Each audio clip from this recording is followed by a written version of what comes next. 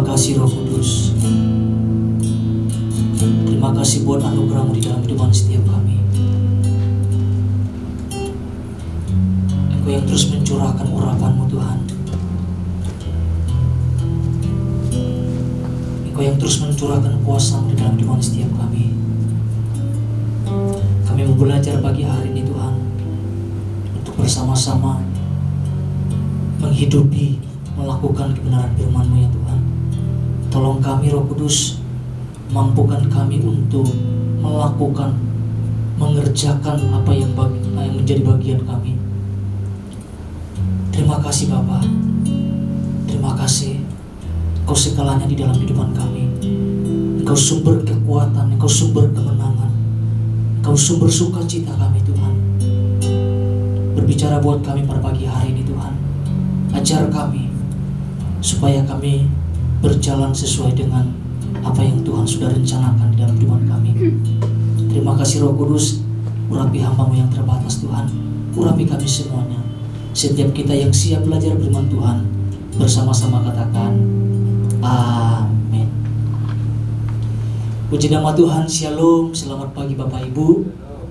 Pada pagi hari ini kita akan belajar bersama-sama apa yang menjadi pesan Tuhan di dalam kehidupan setiap kita.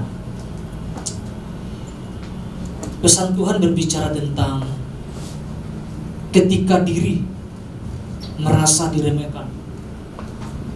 Pesan ini sudah disampaikan oleh Bapak Gembala dan juga rekan yang lainnya Bapak Ibu.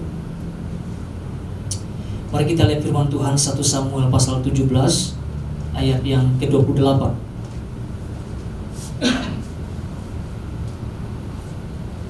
1 Samuel 17 ayat yang ke-28 saya akan bacakan untuk kita semuanya.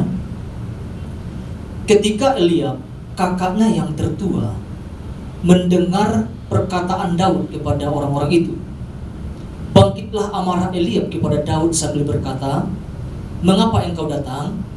Dan pada siapakah kau tinggalkan kambing domba yang 2-3 ekor itu di padang gurun? Aku kenal sifat pemberanimu dan kejahatan hatimu. Engkau datang kemari dengan maksud melihat pertempuran." Bapak Ibu yang terkasih di dalam nama Tuhan Yesus Kristus, perkataan yang keluar dari mulut Eliab ini Bapak Ibu begitu merendahkan, begitu meremehkan bagi siapa saja yang menerimanya.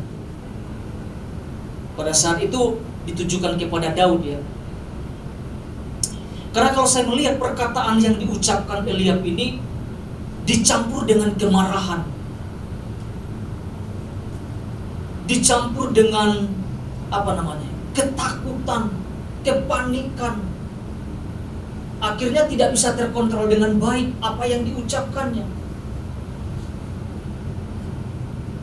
Tetapi yang saya lihat di sini adalah Daud itu begitu hebat Bapak Ibu. Kenapa Daud hebat? Daud tidak meresponi. Daud tidak membalas perkataan-perkataan yang merendahkan, perkataan-perkataan yang meremehkan terhadap dirinya. Gak ada reaksi apapun sebenarnya. Tidak ada perlawanan dan sebagainya. Dan ketika saya mempelajari Bapak Ibu, bukan hanya dialami oleh Daud tentang direndahkan, diremehkan. Ternyata juga ada tokoh Alkitab yang bernama Yusuf. Ya. Yusuf itu pernah mengalami hal yang sama, diremehkan, direndahkan oleh keluarganya sendiri. Kalau kita perhatikan di dalam Kejadian pasal 37 ayat 10, di sana dikatakan, ini ketika posisi Yusuf menyampaikan tentang mimpinya kepada keluarganya, kepada kakak-kakaknya, saudara-saudaranya. Apa respon mereka? Apa respon keluarga Yusuf ini Bapak Ibu? Dikatakan seperti ini. Mimpi apa mimpimu? Kejadian 37 ayat 10. Masakan aku dan ibumu serta saudara-saudaramu sujud menyembah kepadamu. Dikatakan apa? Mimpi apa mimpimu? Ini kan sesuatu yang merendahkan, sesuatu yang perkataan-perkataan yang tidak membangun seseorang. Apakah Yusuf membalas? Apakah Yusuf juga langsung minder dan sebagainya? Ternyata Yusuf juga tidak melakukan yang sama, Bapak Ibu. Nah, perkataan-perkataan yang merendahkan ini sama sekali tidak membangun kehidupan seseorang. Daud punya alasan, Yusuf punya alasan untuk terluka dan sebagainya, untuk memilih sakit hati dan sebagainya. Ternyata tidak lakukan seperti itu, Bapak Ibu. Jadi saya melihat tentang apa yang Tuhan sampaikan di dalam inti pesan Tuhan. Saya akan bacakan, Bapak Ibu. Intinya saja, bahwa dikatakan gini, tidak ada alasan bagi kita di dalam Kristus untuk menjadi rendah diri, merasa gagal, atau merasa tidak berguna, atau mungkin tidak penting, merasa tidak penting. Ini kalau kita respon dengan salah, Bapak Ibu, maka hidup seseorang itu akan hancur. Kalau kita meresponi terluka, sakit hati, merasa tidak berguna, tidak berdaya, merasa gagal, kita akan hidup terpuruk. Kita tidak akan pernah melihat tentang rancangan Tuhan yang dahsyat di depan mata kita. Justru apa yang firman Tuhan katakan di dalam 1 Korintus pasal 1, Bapak Ibu. 1 Korintus pasal 1 ayat 27 sampai 29. Demikian firman Tuhan. Tetapi apa yang bodoh bagi dunia dipilih Allah untuk memalukan orang-orang yang berhikmat. Dan apa yang lemah bagi dunia dipilih Allah untuk melakukan apa yang kuat. Dan apa yang tidak terpandang dan yang hina bagi dunia dipilih Allah. Bahkan apa yang tidak berarti dipilih Allah untuk meniadakan apa yang berarti. Ayat 29, supaya jangan ada seorang manusia pun yang memegahkan diri di hadapan Allah. Jadi perkataan-perkataan yang tidak membangun itu tidak terlalu penting kita responi. Yang terpenting adalah Tuhan memilih setiap kita, Bapak Ibu, katakan amin. Tuhan yang pilih kita. Jadi yang terpenting adalah perkataan Tuhan di dalam kehidupan setiap kita, bukan perkataan orang lain. Yang terpenting adalah perkataan Tuhan. Apa yang Tuhan sampaikan tentang kita, itu yang lebih penting. Bahkan dikatakan, Dia memilih kita untuk memalukan orang yang merasa diri lebih hebat, lebih kuat, lebih pandai mungkin, bahkan merasa lebih sempurna. Kita bersyukur Tuhan pilih kita, Bapak Ibu. Jadi jangan sampai kita meresponi sesuatu yang gak membangun hidup kita. Itu hanya membuat kita hancur. Kita mesti bangun sesuatu yang kuat, seperti yang Daud lakukan di dalam kehidupannya, Bapak Ibu. Nah, kita akan belajar dari kehidupan Daud pagi hari ini. Ada dua hal yang akan saya sampaikan, kita bahas bersama-sama, Bapak Ibu.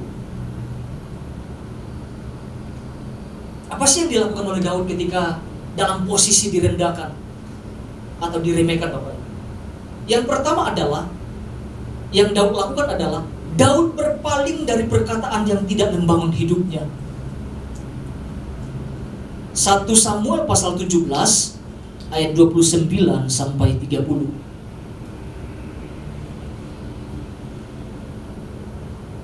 Pilih Tuhan. Saya akan bacakan, Bapak Ibu.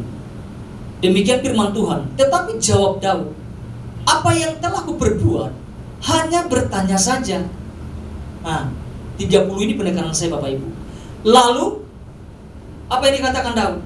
Berpalinglah ia daripadanya kepada orang lain dan menanyakan yang sama, dan rakyat memberi jawab kepadanya seperti tadi.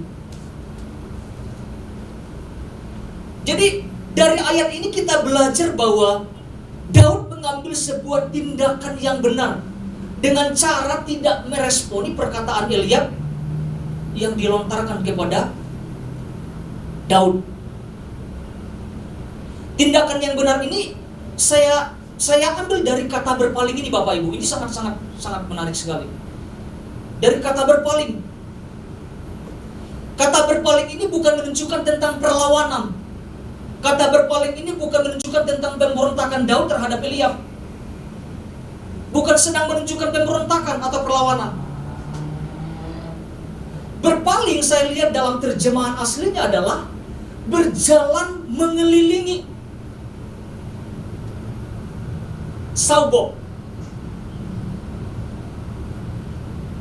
Dari pengertian lainnya adalah meninggalkan, menghindari, membelok supaya tidak tersakiti, dan juga tidak memberikan perhatian terhadap perkataan itu.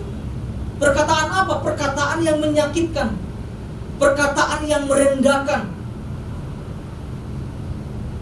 Ada terjemahan melainkannya meninggalkan, pergi, tidak mau tahu, melihat ke kiri ke kanan saja gitu, tanpa memberikan perhatian terhadap perkataan-perkataan itu. Karena kalau direspon Bapak Ibu, Daud akan hancur terpuruk dalam kehidupannya. Dia tinggalkan saja, ngapain gitu. Tapi kebanyakan di dalam kehidupan orang-orang percaya, ketika ada perkataan-perkataan yang meremehkan, ya kan, merendahkan, malah direspon. Ya kan, kemarin sudah dijelaskan. Oh iya ya, memang aku lemah, memang aku seperti itu. Akhirnya apa? Ngurung diri di kamar dan tidak melakukan apa-apa. Ini saya punya pengalaman Bapak Ibu. Ini tahun 2007, awal-awal saya kuliah. Saya masuk kampus Bapak Ibu ya. Saya masuk kampus belajar di awalnya. Saya lihat teman-teman, kakak-kakak tingkat saya itu kok jago-jago semua ya. Mereka jago banyak di bidang musik. Mereka ada praktek-praktek khotbah, saya lihat, aduh saya ingin seperti itu. Ya di awal saya sama sekali, apa Bapak Ibu ya, tidak percaya diri. Ya kan? Sangat ya lemah lah dibilang seperti itu. Karena saya lihat, saya renungkan itu, saya pikir aduh. Terus tinggal di asrama pada saat itu, karena saya lihat kakak-kakak saya itu, kakak-kakak tingkat saya itu orang-orang hebat, jago-jago musik. Saya bilang pelayan mereka hebat-hebat, saya juga mau belajar, mau upgrade diri gitu, maksudnya ingin seperti kayak mereka gitu. Akhirnya kami di asrama, pada saat itu saya coba mulai ambil gitar, dan itu saya masih ingat sekali, saya belum terlalu paham ya, belum terlalu lancar main musik dan sebagainya. Tapi ada keinginan yang besar Bapak Ibu untuk ingin melayani Tuhan lebih lagi gitu. Ada kakak tingkat saya ngomong gini, ngapain kamu pegang-pegang gitar itu? Awas putus senar gitar saya itu. Itu ketika saya mendengar perkataan itu, kayak saya itu dipukul, kayak rasanya kayak saya dihancurin gitu. Apa respon saya pada saat itu Bapak Ibu? Respon saya pada saat itu tidak benar.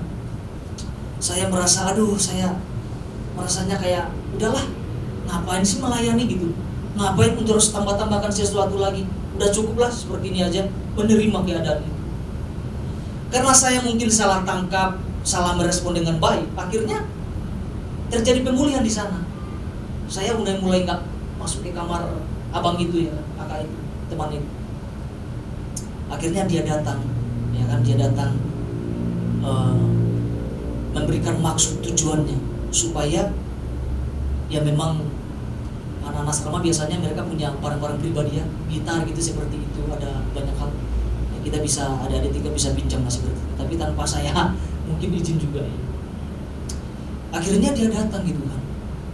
Saya ngomong saya terluka.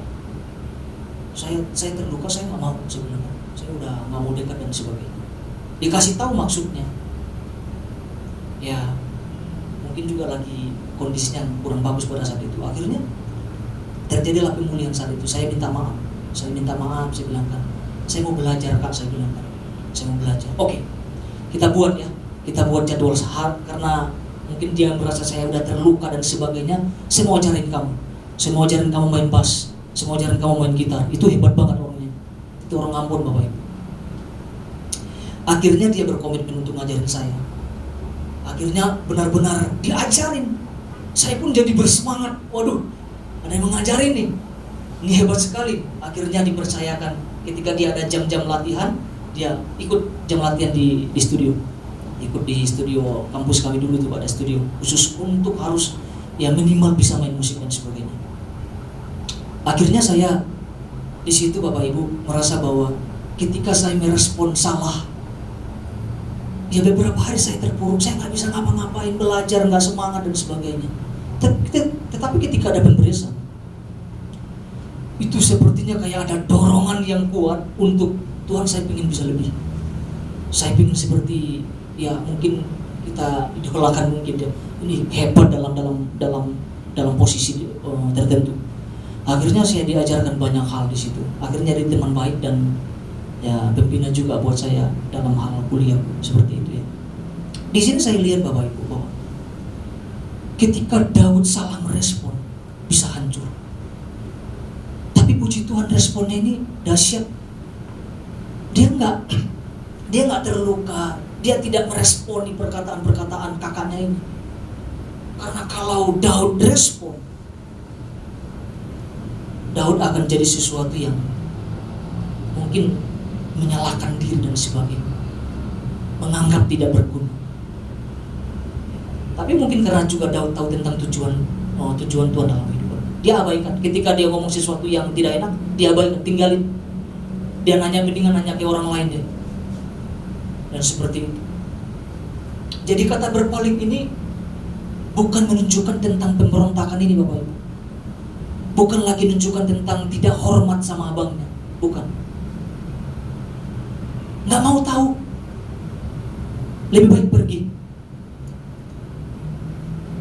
Jadi pelajaran yang saya mau sampaikan adalah jangan sampai kita merespon perkataan-perkataan yang tidak membangun hidup kita. Seperti kayak pengalaman saya Bapak Ibu, saya membiarkan beberapa hari, saya terpuruk, saya nggak bisa ngapa-ngapain, pelajar nggak fokus dan sebagainya. Tapi jika terluka, mesti ada pemberesan, itu seperti itu. Harus ada sesuatu yang dibereskan secepatnya. Supaya apa? Supaya kita dimampukan kembali untuk menangkap rencana Tuhan di dalam kehidupan setiap kita Bapak Ibu.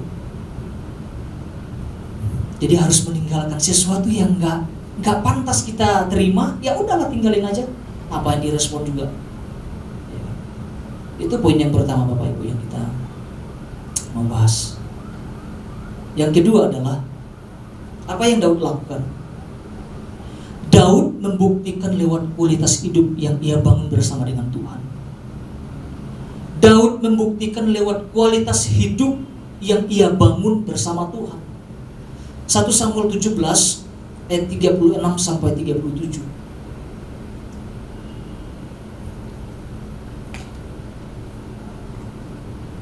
Dikatakan seperti ini Bapak Ibu. Baik singa maupun beruang telah dihajar oleh hambamu ini. Dan orang Filistin yang tidak bersunat itu, ia akan sama seperti salah satu daripada binatang itu. Karena ia telah mencemooh barisan daripada Allah yang hidup.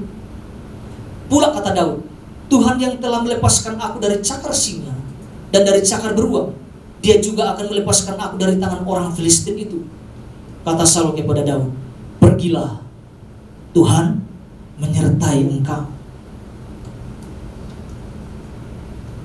Saya melihat tentang pengalaman Daud bersama dengan Tuhan. Inilah yang membuat Daud menjadi pribadi yang berkualitas Bapak Ibu. Menjadi pribadi yang kuat. Menjadi pribadi yang tangguh. Menjadi pribadi yang gambar dirinya jelas. Jadi mau dikatain apapun Daud gak mau terluka gitu.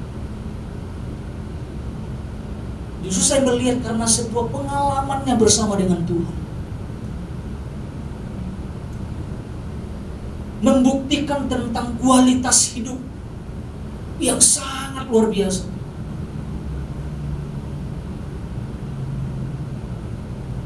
Apa pembuktiannya? Kualitas apa yang Daud tunjukkan? Minimal 3 ini Bapak Ibu. Yang pertama yang Daud tunjukkan adalah punya mentalitas yang luar biasa. Kemarin membahas tentang keberanian.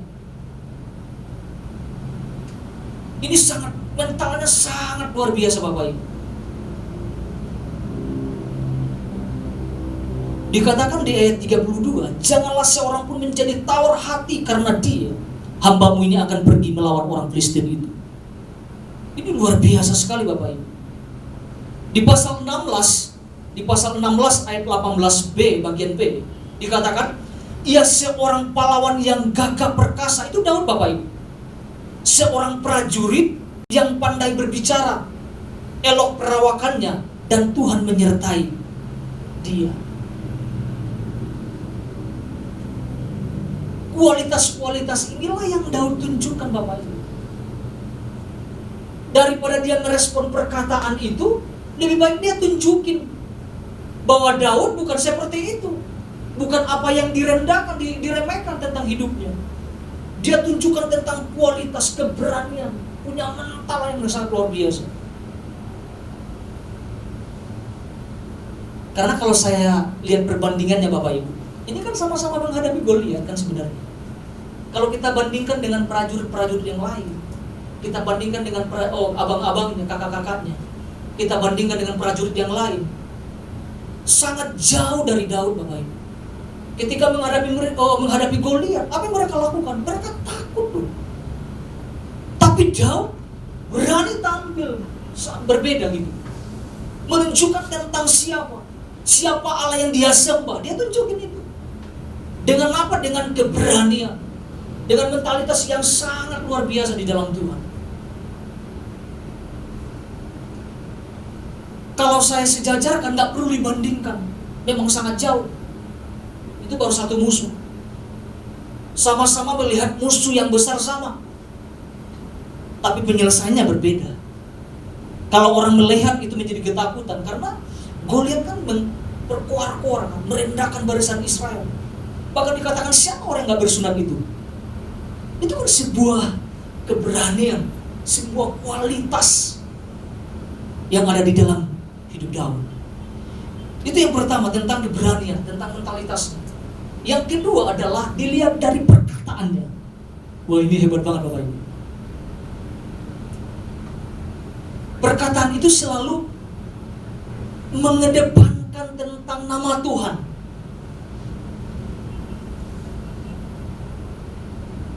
Dikatakan apa ayat 37? Tuhan yang telah melepaskan aku dari cakar singa dan dari cakar beruang, dan Tuhan pun akan melepaskan aku dari tangan orang Filistin itu. Ini kan sesuatu yang hebat, Bapak Ibu. Bagaimana Daud selalu mengedepankan nama Tuhan.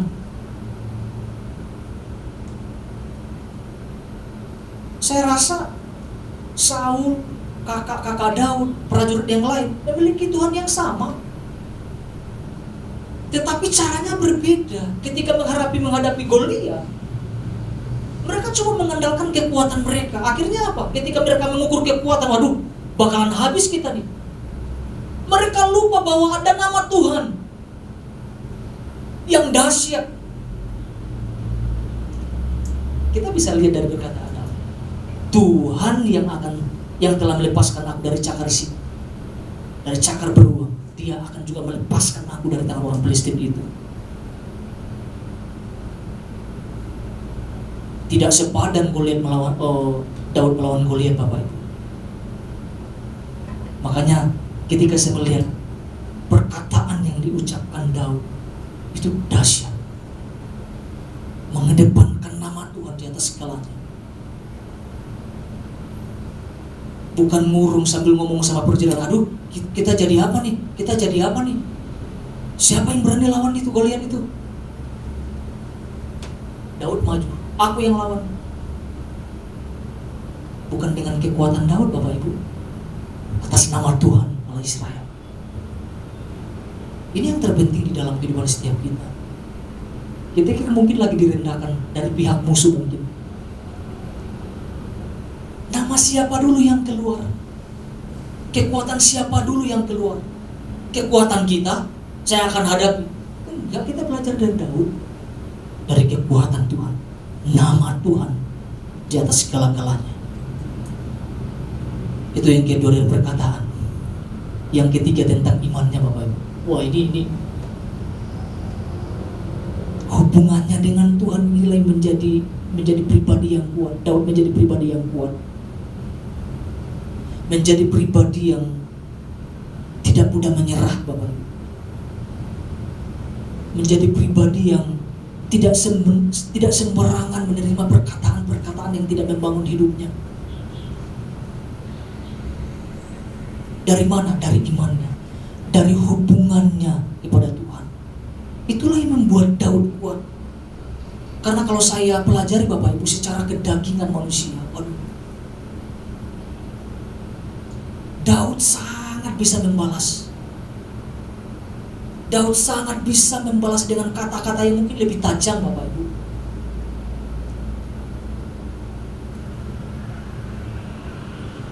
Tapi Daud memperlihatkan itu. Daud memperlihatkan tentang imannya kepada Tuhan. Di saat orang-orang yang sedang mengalami ketakutan, dia muncul pribadi yang berbeda. Ketika saya lagi mempersiapkan, saya bilang ini Daud juga agak aneh. Secara manusia pandang, kamu gak akan mungkin bisa. Kamu tahu apa sih? Tapi Daud gak sembarangan Bapak Ibu. Dia menunjukkan tentang kualitas iman itu di dalam kehidupannya, hubungannya kepada Tuhan. Kita bisa lihat tentang ketika Raja Saul Bapak Ibu dimasuki roh jahat. Siapa yang dipanggil Bapak Ibu? Daud. Gak perlu banyak kata-kata, cuman main kecapi saja udah. Roh jahat itu undur. Ini kalau bukan ada sesuatu di dalam diri Daud Bapak Ibu, roh jahat itu gak akan keluar. Jadi saya melihat tentang kualitas ini di dalam diri Daud. Dan Tuhan pun mau ada di dalam diri kita sebagai anak-anaknya. Memiliki hubungan yang intim dengan Tuhan. Jadi ketika seseorang terhubung dengan Tuhan, perkataan apapun Bapak Ibu yang merendahkan, meremehkan kita, itu tidak akan pernah bisa menghancurkan hidup kita. Tidak akan bisa membuat kita sebenarnya terpuruk sebenarnya. Apalagi sekarang di zaman sekarang Bapak Ibu, waduh, lihat Facebook, lihat IG, perkataan anak-anak sekarang, waduh, itu kalau IG live seperti itu ya, saya suka agak nonton. Itu kayak perkelahian antara orang tua dengan anak. Saya bilang, waduh, ini lebih sadis membalasnya. Membalas bukan dengan kata-kata, membalas dengan membunuh. Orang tua ngomong apa, dibalas dengan pembunuhan dan sebagainya. Aduh, saya pikir ini mengerikan sekali. Dan ini tidak boleh terjadi dalam kehidupan orang berpercaya. Jadi iman itu bisa membuat kita kuat untuk menangkal setiap perkataan-perkataan yang tidak membangun hidup kita. Menangkal setiap perkataan-perkataan yang menghancurkan iman kita. Nah, kita bangun kualitas itu dengan terus terhubung bersama dengan Tuhan. Bukan tiap minggu Bapak Ibu, setiap waktu di dalam kehidupan setiap kita. Mengedepankan iman, membangun kualitas itu di dalam diri kita. Jadi setiap ada perkataan yang menghancurkan, merendahkan hidup kita, itu tidak akan pernah mampan. Karena kita tahu tentang rancangan yang terhebat yang Tuhan buat di dalam kehidupan setiap kita. Saya tidak panjang lebarkan Bapak Ibu. Dua hal ini kita pelajari. Tuhan Yesus memberkati.